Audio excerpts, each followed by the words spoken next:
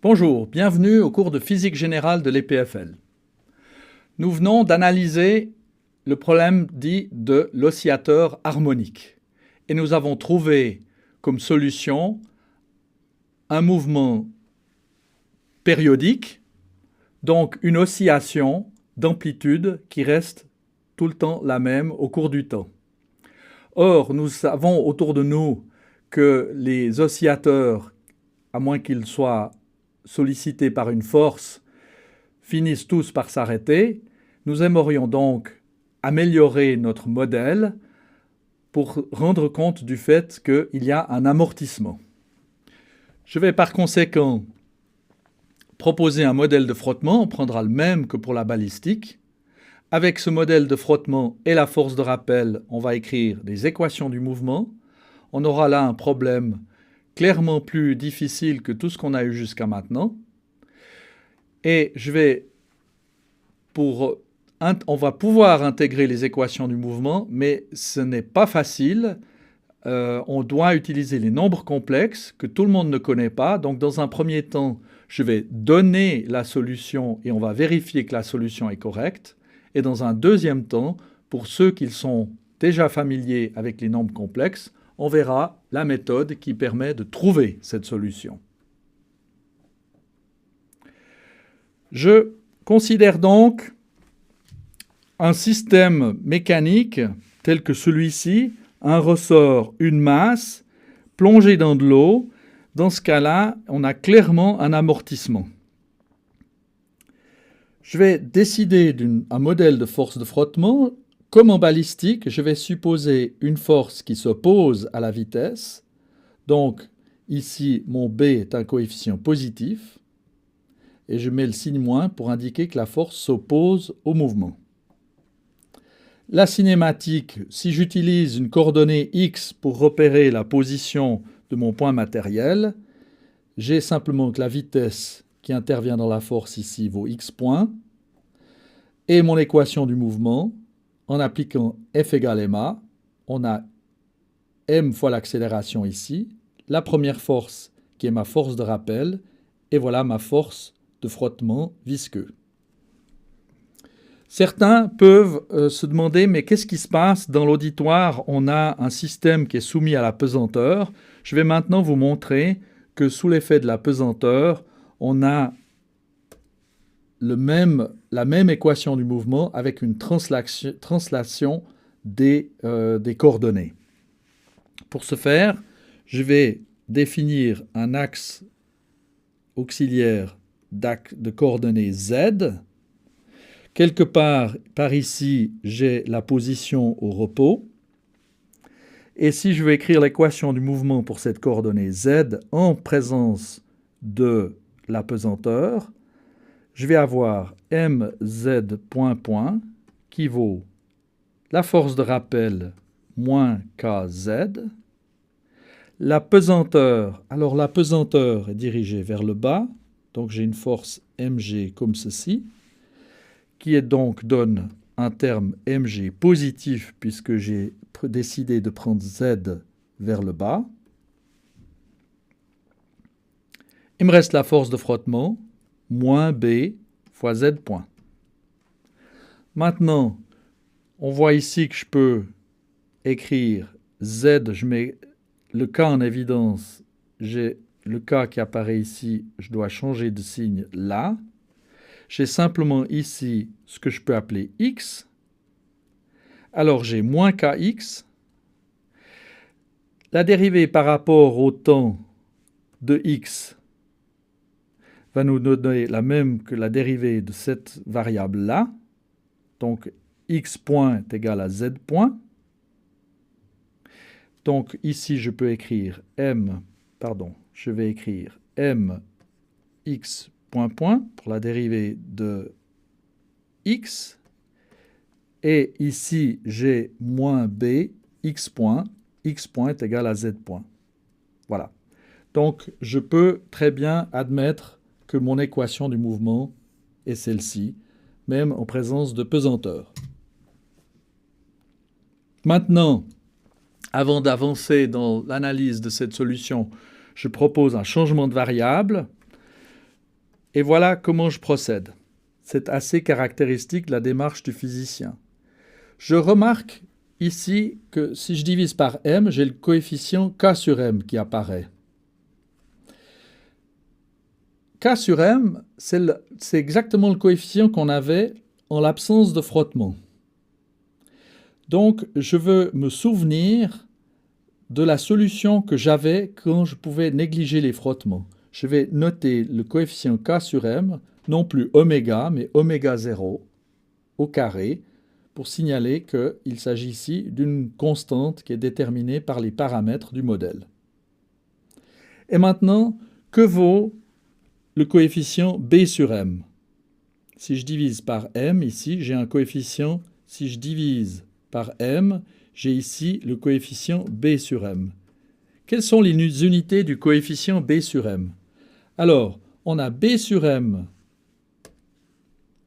fois X point, qui doit avoir les mêmes unités que X point point. Donc, B sur M a les unités de 1 sur un temps. Ou bien, B sur M a les unités d'une pulsation.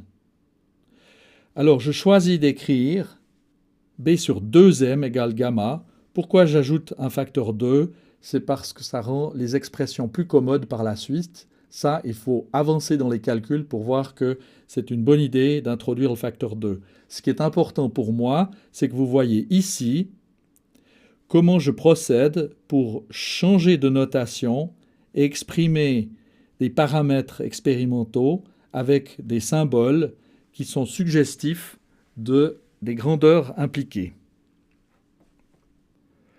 Voici donc notre équation du mouvement. Je cherche la fonction x de t qui satisfasse cette équation. Avant de passer à la solution, je dois préciser dans quel régime physique je me situe. Vous avez vu les vidéos d'expérience. On est en train d'analyser le mouvement d'un objet qui oscille plusieurs fois avant qu'on puisse observer une atténuation notoire de son oscillation. Il faut maintenant rendre compte de cette situation. Cela se fait en disant que on a donc beaucoup d'oscillations sur une petite décroissance. On a donc une situation avec des frottements faibles. Qu'est-ce que ça veut dire qu'on a des frottements faibles dans cette équation-là? Ça veut dire que gamma est petit. Mais gamma est petit par rapport à quoi? Alors, dans cette équation-là, il n'y a que deux paramètres. Il y a gamma et oméga 0. Et on se souvient que gamma et oméga 0 ont les mêmes unités. Donc, il s'agit de comparer gamma carré à oméga 0. Et donc, avoir des frottements faibles, c'est supposer que gamma carré est petit par rapport à oméga 0 carré, comme ceci. Dans l'expérience où on a un plot oscillant dans de l'eau, on pourrait remplacer de l'eau par de l'huile épaisse. On n'aurait plus du tout d'oscillation, on serait dans un autre régime. De nombreux livres traitent ces différents régimes. Ici, j'ai choisi de me concentrer sur le régime faiblement amorti. Maintenant, pour cette équation-là, dans un premier temps, je vous donne la solution. La voici. Et je me propose de vérifier que ce x de t satisfait l'équation différentielle. Pour ce faire, je calcule x point. Alors, les expressions vont devenir assez lourdes. Je remarque ici que j'ai une exponentielle et ici un cosinus. J'ai le produit de deux fonctions.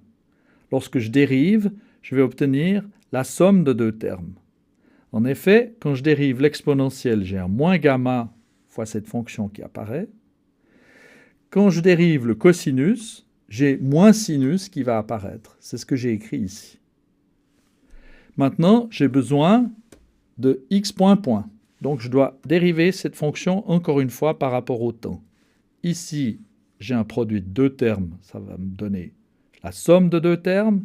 Et ici, deux termes. Donc, au total, je dois avoir 4 termes. Les voici.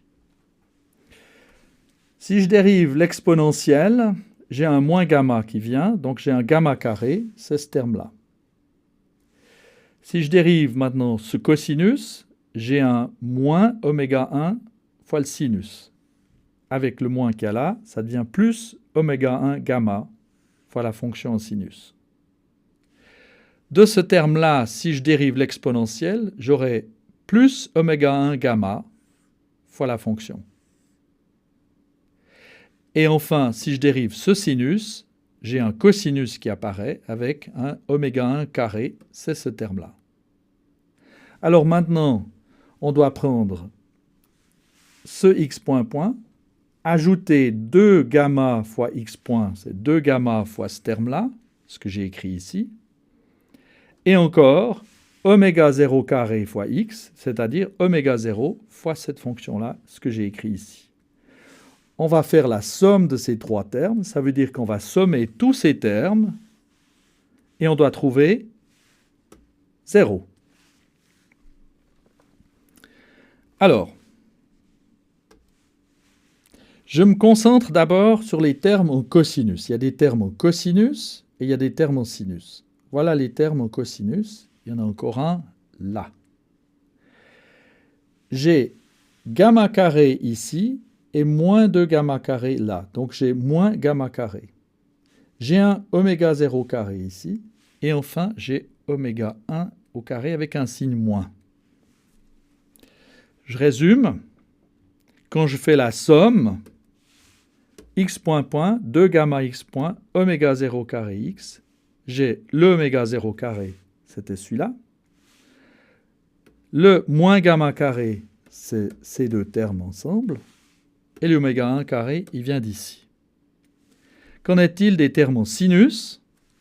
Vous avez oméga 1 gamma ici, encore un oméga 1 gamma, donc sur cette ligne, on a 2 oméga 1 gamma, mais sur cette ligne, on a moins 2 oméga 1 gamma, donc tous les termes en sinus s'annulent. Qu'est-ce qu'il reste? Il reste que si je prends oméga 1 au carré égale oméga 0 carré moins gamma carré, alors j'ai satisfait mon équation différentielle. J'ai bien un 0 ici. J'obtiens 0. Voilà, j'ai donc montré que j'ai obtenu la solution. Oh, il y a encore une chose que j'aimerais montrer. Vous considérez ce tableau, vous voyez que les expressions sont rapidement assez lourdes. On est parti de cette fonction relativement simple, et quand on la dérive deux fois, on occupe toute une ligne comme ceci. J'aimerais profiter de ce transparent pour vous signaler un point important de votre méthode de travail. Il est très important d'être méticuleux dans les notations. Vous voyez que j'ai introduit oméga 1, oméga 0. Il ne faut pas les confondre. Il y a des termes en exponentiel qui apparaissent ici. Il faut qu'on le voit clairement. Les signes, il faut tous les garder. Au fond, quand on fait ces calculs-là, on est un petit peu comme un comptable. Et chaque centime compte. Chaque notation a son importance. Chaque notation a un sens physique particulier. Il faut respecter les notations pour arriver au bout du calcul et encore savoir où on en est.